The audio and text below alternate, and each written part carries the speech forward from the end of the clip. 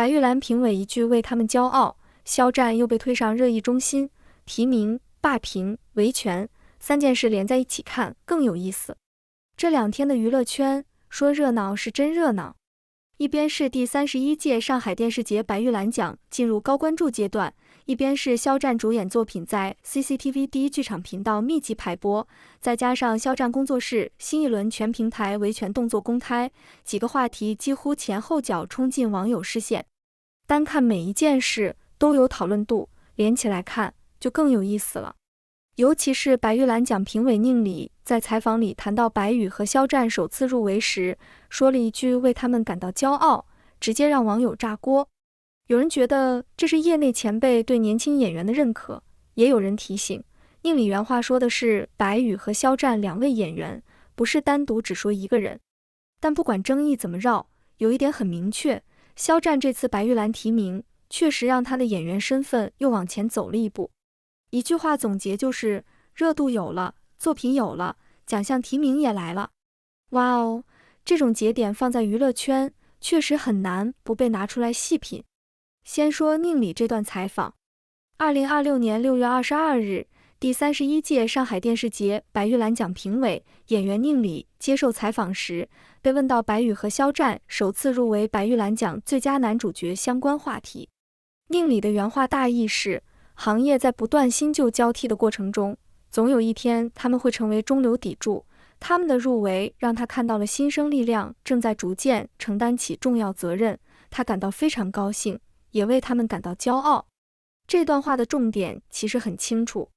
第一，寧理提到的是白宇和肖戰2位首次入圍的演員。第二，他不是在飯圈式誇誇，而是從行業更新、演員成長、新生力量承擔責任的角度來談。第三，寧理這次是白玉蘭評委身份發聲，加上他本人曾憑《凡城之下》獲得白玉蘭最佳男配角獎，所以這番評價自然會被外界看得更重一些。也就是說，這不是一句隨口的你很棒，而是一個業內演員站在評委視角，對新一代演員進入主流獎項視野的一種觀察。怪不得網友會說，這含金量，懂的都懂。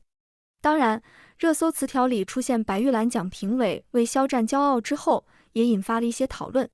有人認為，寧理原話是對白宇和肖戰2個人的評價，不該被壓縮成單人話題。也有人覺得，肖戰作為其中一位被提及者，被單獨討論也正常。其實這類爭議在娛樂圈太常見了。一段採訪進入傳播場之後，標題會被提煉，話題會被拆分，粉絲會放大自家重點，路人會關注信息是否完整。只要不篡改原意，不把群體評價強行改成只評價一個人，就還在正常討論範圍內。但話說回來，肖戰為什麼會成為這次話題裡的高頻名字？根本原因還是他憑《藏海傳》入圍了第31屆白玉蘭獎最佳男主角，這是對肖戰來說分量確實不輕。第31屆上海電視節白玉蘭獎最佳男主角入圍名單裡有白宇、郭京飛、胡歌、肖戰、於和偉，這個陣容一看就很硬，有證據熟臉，有口碑型演員，也有多年穩紮穩打的實力派。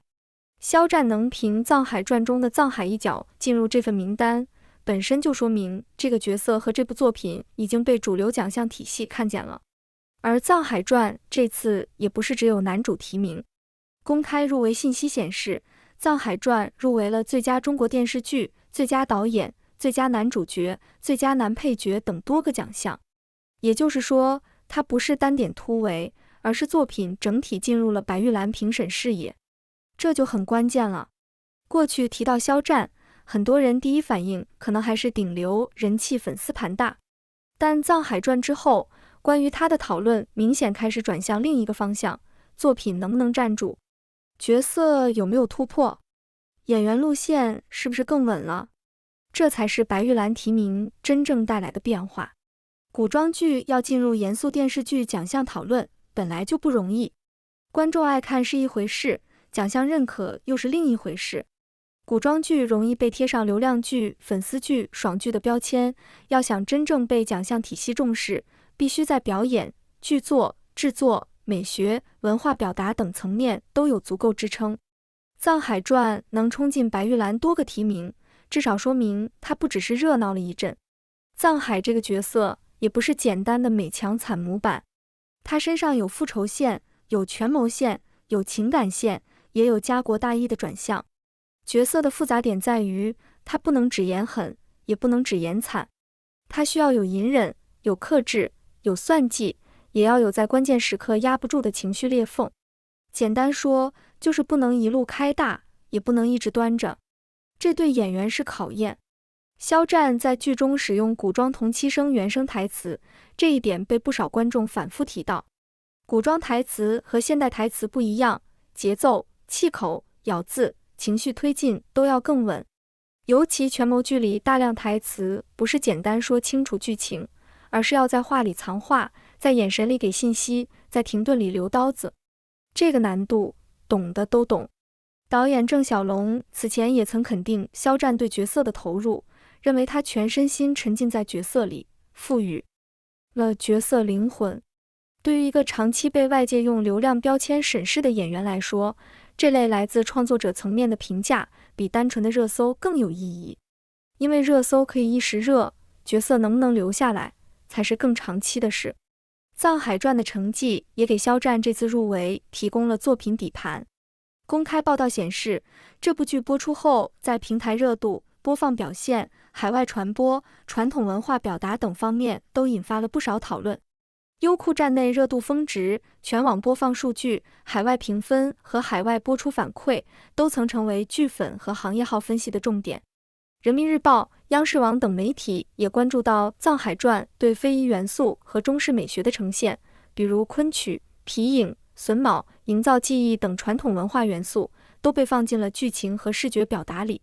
這就讓藏海傳不只是肖戰主演的一部熱劇，而是多了一個文化傳播的討論角度。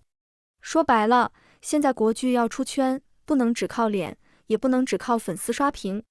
故事要能撐住，制作要能看，角色要能讓觀眾記住，還要有一些能夠被海外觀眾感知到的東方美學符號，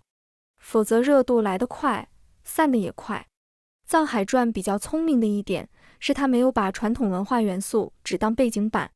不是隨便擺幾件古風道具，掛幾塊屏風就說自己有文化。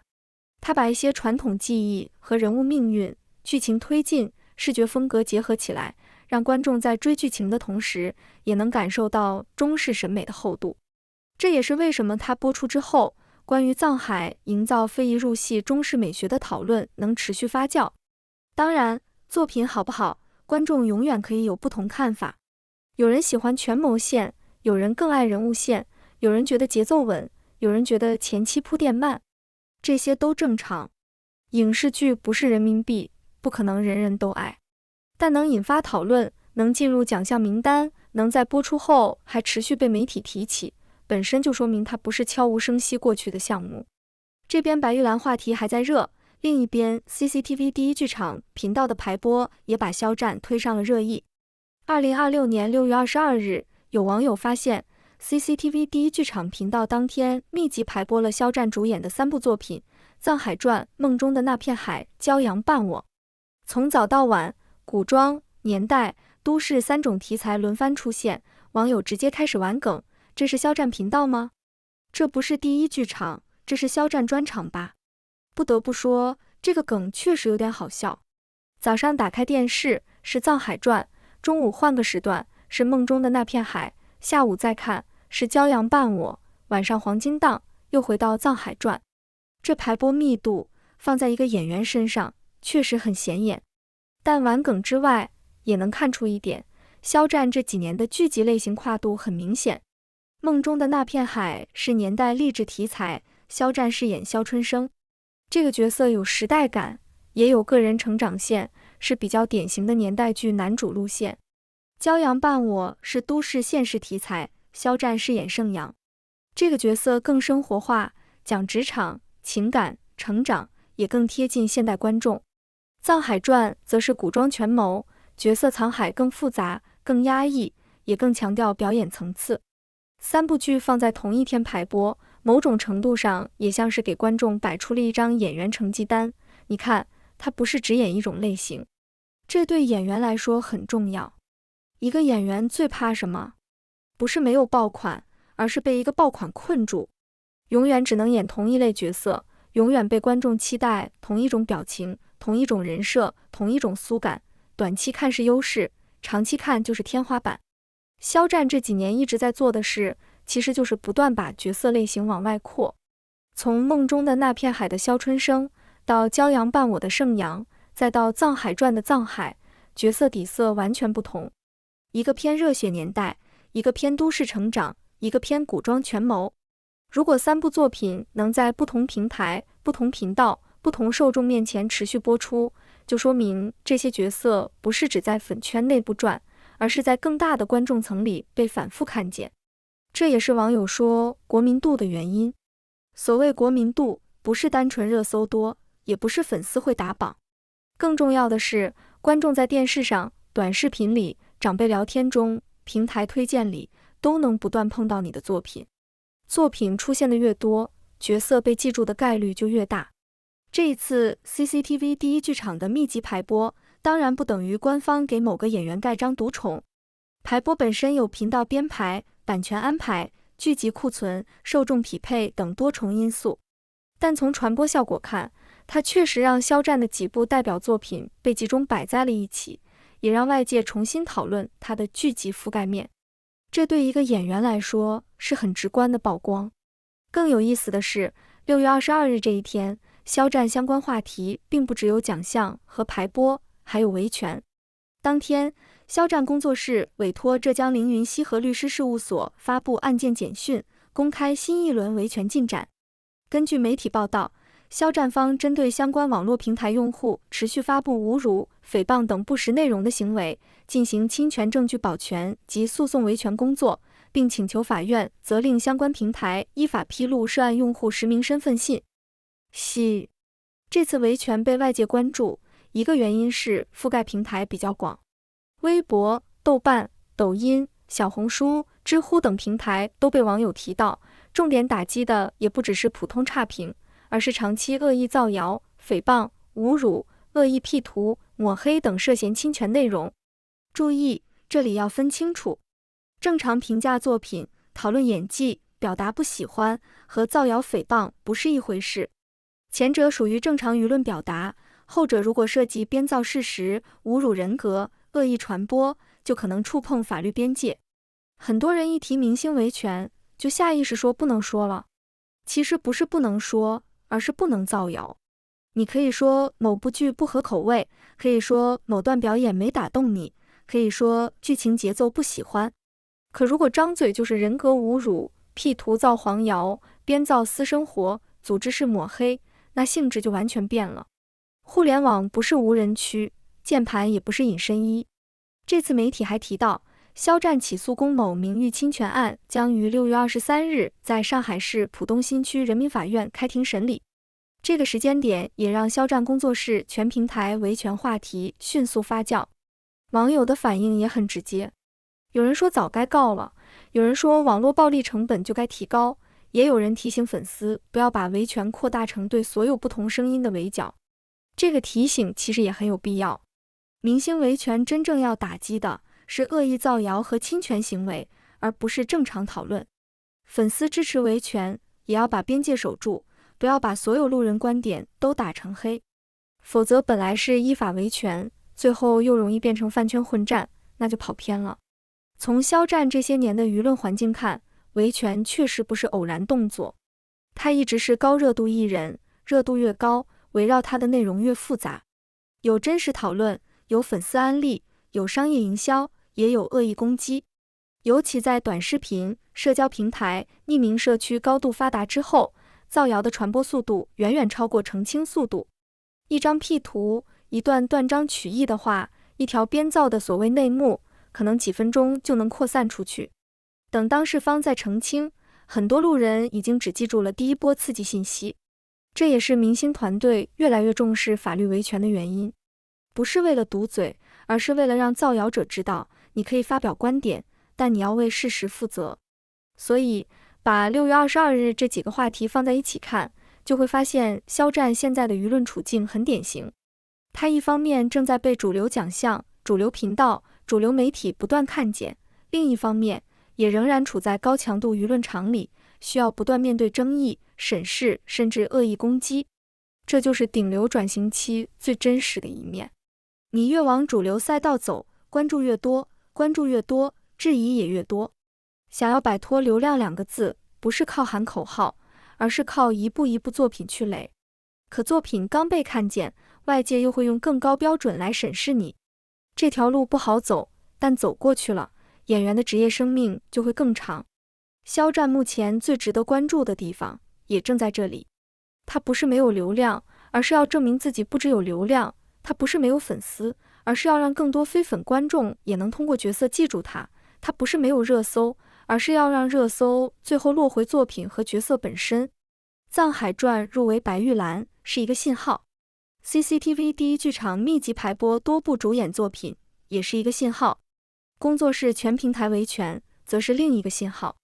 前2個信號說明他的作品正在進入更廣的播放和評價場域，後一個信號說明面對長期惡意侵權，團隊已經不準備只靠澄清和忍耐解決問題。這3件事疊在一起，才構成了肖戰當下最真實的娛樂圈樣本，有成績，有熱度，有爭議，也有反擊。說到底，演員最終還是要回到作品。白玉蘭提名不是終點，甚至也不是封神證明，它更像是一個階段性節點，說明肖戰憑《藏海傳》拿到了一張進入主流獎項討論桌的門票。至於後面能走多遠，還要看下一部作品能不能繼續接住。但這張門票已經很重要，因為它意味着外界評價肖戰時，不能只停留在粉絲多不多、熱搜高不高這種層面。至少從《藏海傳》開始，必須把角色塑造、作品成績、獎項提名、文化表達一起納入討論。這對一個演員來說，就是實打實的進階。再回頭看寧理那句新生力量逐漸承擔起他們的重要責任，其實還挺有意味。什麼叫承擔責任？不是只享受鮮花和掌聲，而是要扛住角色，扛住作品，扛住觀眾期待，也扛住行業評價。年輕演員想成為中流砥柱，靠的不是一夜爆紅，而是持續產出被認可的作品。白宇如此，肖戰也是如此。所以這次寧理的話之所以能引發討論，不只是因為他說了驕傲，而是因為這句話背後對應着一個現實：90後男演員正在逐漸進入主流獎項的核心競爭區，他們不再只是新生代，而是開始被期待承擔更多重量。這對行業來說是好事，觀眾需要新面孔，也需要成熟演員繼續穩定輸出，獎項需要看到資深實力派，也需要看到正在成長的新力量。只有新舊交替真正發生，電視劇行業才不會原地打轉。肖戰這次站在白玉蘭提名席上，不管最後獎項歸屬如何，都已經完成了一次重要亮相。更何況他身後還有夢中的那片海、驕陽伴我、藏海傳這些不同類型作品，正在不同頻道和平台持續播出。對普通觀眾來說，可能不會每天研究獎項，但會在某個時間段打開電視，看到肖春生、盛陽或者藏海。這就是演員最樸素的存在感。熱搜會過去，詞條會降溫，爭議也會被新的爭議覆蓋。但角色如果留下來了，就會在一次次重播和復看裡繼續發酵，這才是長線價值。至於全平台維權，他也提醒所有人，娛樂圈可以熱鬧，追星可以上頭，討論可以激烈，但別把惡意當自由，別把造謠當表達。互聯網真的不是法外之地，別等律師函和開庭公告來了，才開始說我只是開玩笑。飯可以亂吃，瓜真不能亂造。總的來說，肖戰這波熱議看似是3個話題同時爆發，實則都指向一個關鍵詞：被看見。被白玉蘭看見，被主流頻道看見，被更大範圍的觀眾看見，也讓那些長期躲在匿名賬號背後的惡意被法律看見。這才是最耐人尋味的地方。一個演員從流量中心走向作品中心，過程一定不會安靜。有人祝福，有人質疑，有人審視，也有人試圖拉回舊標籤。但最終能說話的還是作品本身。《藏海傳》已經把肖戰送進白玉蘭最佳男主角提名名單，接下來他要做的不是停在被驕傲這一刻，而是繼續用角色證明這份期待他接得住。